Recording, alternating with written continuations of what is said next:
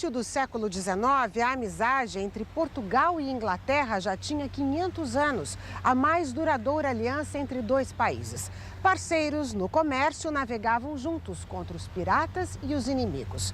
Aqui na cidade de Portsmouth, no sul da Inglaterra, chegou uma princesa portuguesa que se casou com um rei inglês. E daqui mesmo saíram navios com homens e notícias que guiaram os rumos de Portugal e do Brasil.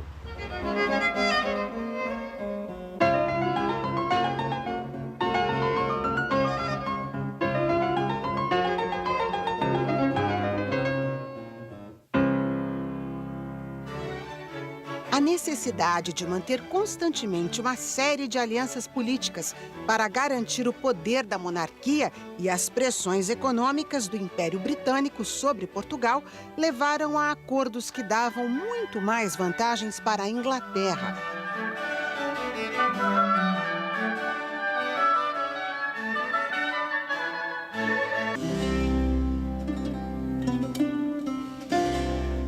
Em 1703, pelo Tratado de Methuen dos Panos e Vinhos, a Inglaterra passou a exportar lãs e tecidos manufaturados para Portugal. Em troca, os portugueses mandavam para lá o vinho do Porto. As primeiras feitorias inglesas se instalaram nessa região e o vinho passou a ter denominações em inglês.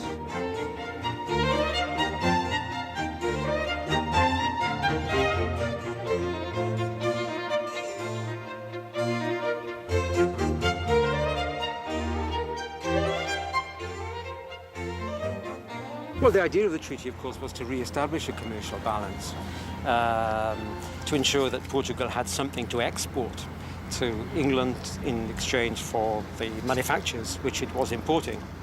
Let's also remember that in the late 17th, early 18th century, Portugal was still benefiting from the diamond and gold boom in Brazil. So again, for England, Portugal seemed to be a very strong commercial partner at this period, not simply because of the market in Portugal, but of course because of the Asia connections, but especially the wealth that was flowing from Brazil to Portugal and financing enormous numbers of imports into Portugal, into the Portuguese world. But for Portugal, the wine trade was a step in rebalancing trade. Depois da instalação das feitorias inglesas, que exportavam os vinhos do Porto para o Império Britânico e também para outros países, o Marquês de Pombal saiu em defesa do vinho e das terras lusitanas. Mandou cercar as encostas do Rio Douro com estes marcos de pedra. Nasceu assim a primeira região demarcada de vinhos do mundo, como também a Real Companhia do Douro e do Porto, que pertencia ao rei e ao próprio Marquês. A Companhia Vinícola existe até hoje e conserva o nome de Real. De sua velha adega foram confiscados pelos invasores franceses centenas de barris de vinho do Porto, que era considerado um revigorante físico na época, para o próprio Napoleão e seus soldados levarem nas batalhas. Para o Brasil, a consequência do Tratado dos Panos e Vinhos foi um retorno ao passado. A colônia, que possuía uma pequena indústria de tecelagem, teve as máquinas destruídas por ordem da coroa portuguesa. Em terras brasileiras, só se podia fabricar o algodão mais grosseiro, que vestia os escravos. Portugal não perdeu tanto. Mesmo com o Tratado de Methuen, conseguiu ter uma balança comercial com superávit em relação à Inglaterra, que era grande consumidora de vinhos e não comercializava com a França. A balança se inverte. E os ingleses, que sempre se acostumaram a ver as moedas vindo de Portugal para a Inglaterra, agora com espanto diziam: isto é uma espécie de fenômeno, porque as moedas começaram a voltar. Então, uma coisa incrível em Portugal, moedas cunhadas com efígie de reis portugueses e que saíam de Portugal e foram para a Inglaterra, elas começaram, como aves de arribação, a voltar para Portugal.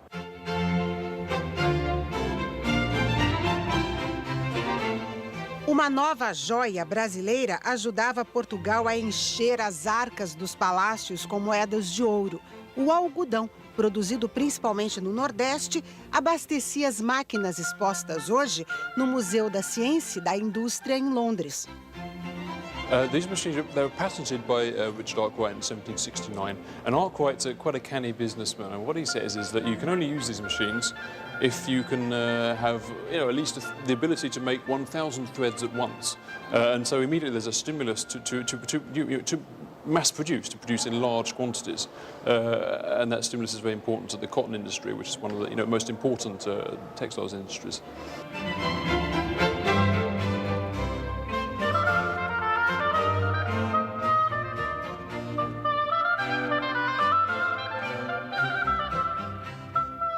O acesso direto a esta preciosa matéria-prima brasileira era fundamental para os ingleses. A transferência da corte portuguesa e a abertura dos portos no Brasil deram o impulso que a Revolução Industrial aqui na Inglaterra precisava na hora certa, quando novas máquinas aceleravam o processo industrial. Além do mais, foi um duro golpe nas fábricas de tecido francesas, que por alguns anos não puderam importar o algodão brasileiro.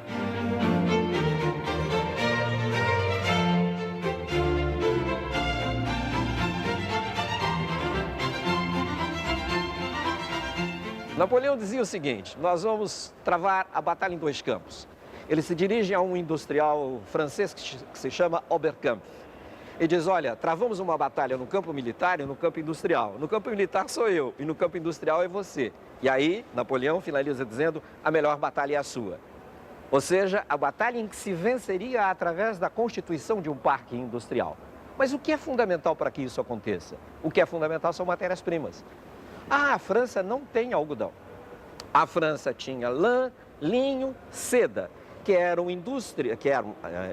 atividades resultantes da própria atividade agrícola na França, etc.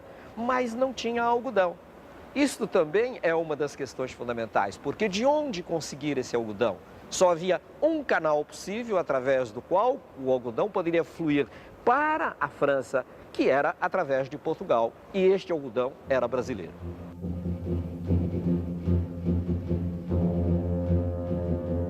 Para garantir esta guerra no campo da economia, a Inglaterra convocou a maior companhia do mundo naquela época.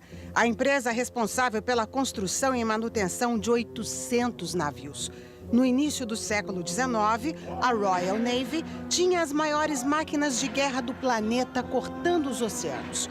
E o poder de fogo delas sempre esteve a serviço da expansão do comércio britânico. A Inglaterra espera que cada um cumpra o seu dever, gritava o almirante Nelson a bordo do navio Victory, em 21 de outubro de 1805. O navio que liderava a frota britânica está totalmente preservado, como era no dia do encontro, com a esquadra formada por inimigos franceses e espanhóis juntos em Trafalgar, na costa da Espanha. 820 marinheiros estavam no Victory, entre eles aliados de outros países. We know from the records, the accounts of the people who were on board ship, that actually you had, I think, 64 Portuguese people fighting on the British side at the Battle of Trafalgar. We know actually on board Victory there was one Portuguese man and also one Brazilian man. Nesta cabine, o almirante Nelson, comandante de toda a frota britânica e outros oficiais, planejaram o esquema da Batalha de Trafalgar. O Victory liderava a esquadra inglesa. 27 navios divididos em duas colunas quebraram a linha inimiga, formada por 33 navios franceses e espanhóis. Enquanto avançavam no início do confronto, os canhões ingleses não podiam atirar. 1 hora após o começo da batalha, um atirador de elite, no alto do mastro de um navio francês, disparou o tiro que acertou o ombro do almirante Nelson. A batalha continuou por mais 4 horas. Com a falta de ventos e a confusão na fumaça, os ingleses levaram vantagem depois de conseguir disparar os canhões com maior rapidez do que os adversários.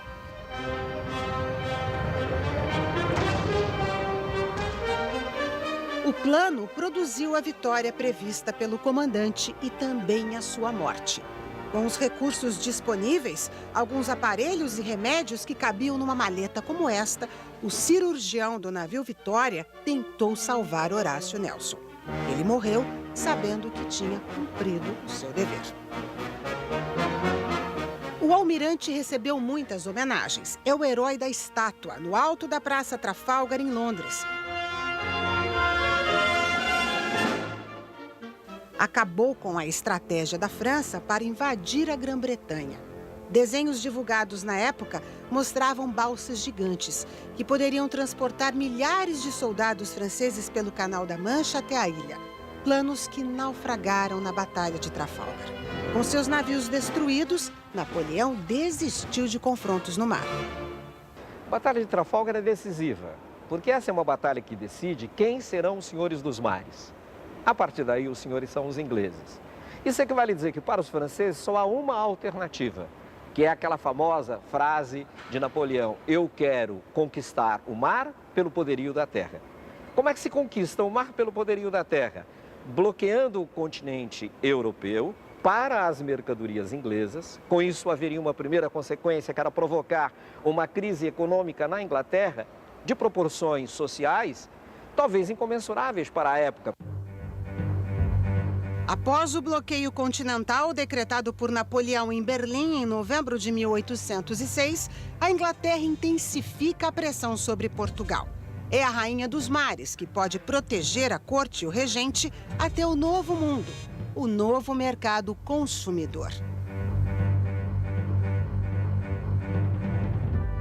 Also, there were promises that if the British gave protection to the Portuguese, in return the Portuguese would open the ports for British shipping, which was a crucial prerequisite for the British, because since the blockade, the continental blockade imposed by Napoleon the year before, the commercial situation in Britain had deteriorated, and there were problems in the manufacture sector, there were strikes, there were many people unemployed, and Britain was desperate for some outlet to its manufacturing base. Ora, Portugal pretendeu manter uma posição de neutralidade. O que acontece é que a neutralidade tornou-se impossível, porque havia a ameaça de ocupação de Portugal por Napoleão. Ora, os ingleses desenvolveram uma operação em setembro de 1807, 2 meses e meio antes da fuga da corte portuguesa para o Brasil. Os ingleses atacaram um país neutro, a Dinamarca. Foi um grande escândalo, mesmo em Inglaterra. E atacaram a Dinamarca para intimidar a família real portuguesa e para mostrar que, se a família real não fugisse para o Brasil, sofreria a mesma operação. Isto é, eles bombardearam Copenhaga, sequestraram e confiscaram os navios da Armada dinamarquesa e trouxeram-nos para a Inglaterra. Esta operação foi em setembro de 1807. Numa convenção secreta aqui em Londres, em 22 de outubro de 1807, ficou acertado que Portugal declararia guerra contra a Inglaterra. Foi uma declaração para francês ver, uma tentativa de adiar o avanço das tropas de Napoleão na Península Ibérica. O principal objetivo era impedir que os navios e as colônias portuguesas caíssem nas mãos dos franceses. E se Dom João não cumprisse o que estava prometido, ou seja, a transferência da corte portuguesa para o Brasil, um plano inglês já estava pronto. I think as they had done very recently before these events in Copenhagen, they destroyed the port of Copenhagen. It was in a very similar, analogous situation to Portugal, a small country with a neutral port facing a French invasion. So they would have destroyed the port, and I think, and I read in some of the archives here in London, not about this period, but about 2 years before this period, the British were thinking of mounting an invasion on Rio de Janeiro. So there are in the archives some suggestion that they would have forcibly tried to open the Brazilian market, as they had tried to open the Spanish-American market with invasions on Buenos Aires. O plano estava pronto desde 1805. 10 mil soldados ingleses viriam em várias embarcações direto para o Rio de Janeiro. Outra esquadra levaria a corte portuguesa para o mesmo destino. No Rio de Janeiro era esperado um desembarque sem hostilidades. O documento do Ministério das Relações Exteriores da Inglaterra não devia ser divulgado.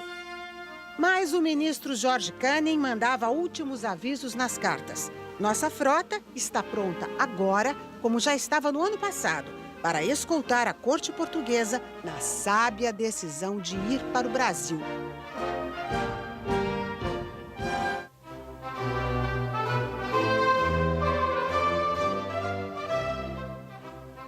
Outro fator para que Dom João tomasse a decisão de reforçar as alianças com o Império Britânico, aceitar o apoio dos ingleses e partir para o Brasil foi o acordo que Napoleão costurou no castelo de Fontainebleau com o embaixador da Espanha, um negócio que beneficiaria os dois.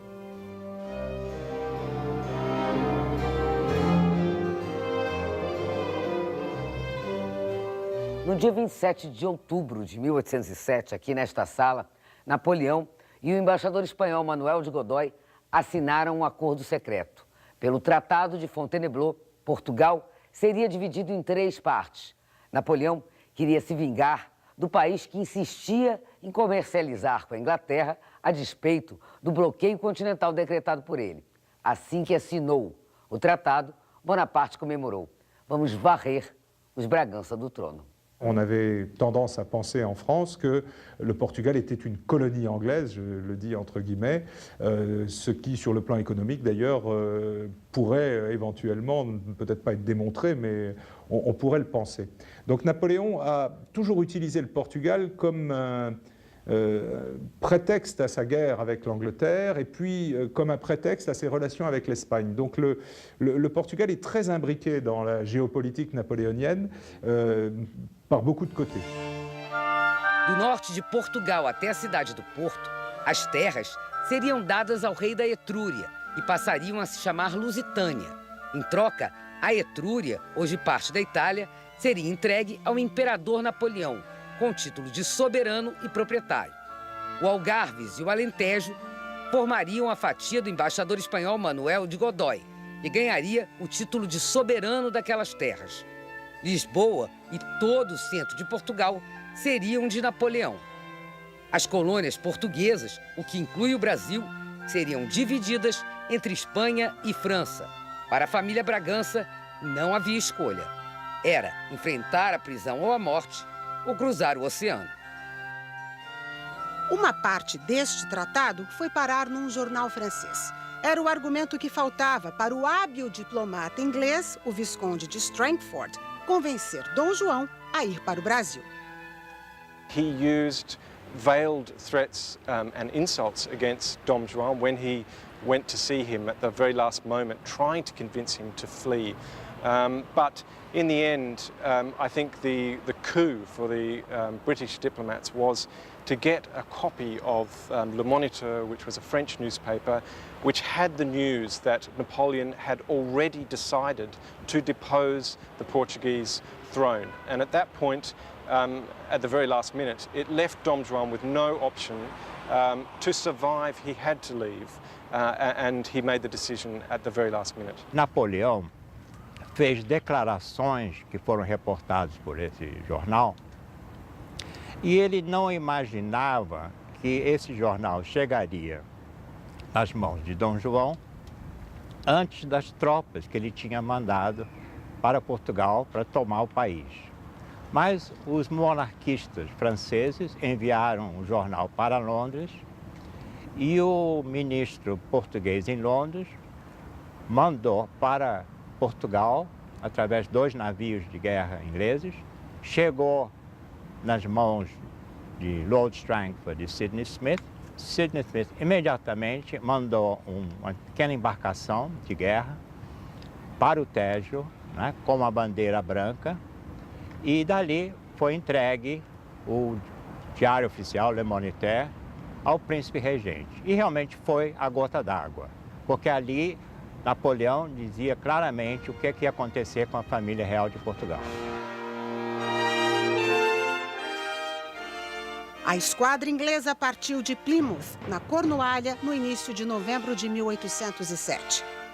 Os navios se posicionaram em linha de combate na costa de Portugal, bloqueando a foz do Rio Tejo. O almirante Sidney Smith era o comandante que poderia dar uma entre duas ordens: escoltar a corte para o Brasil ou atacar Portugal.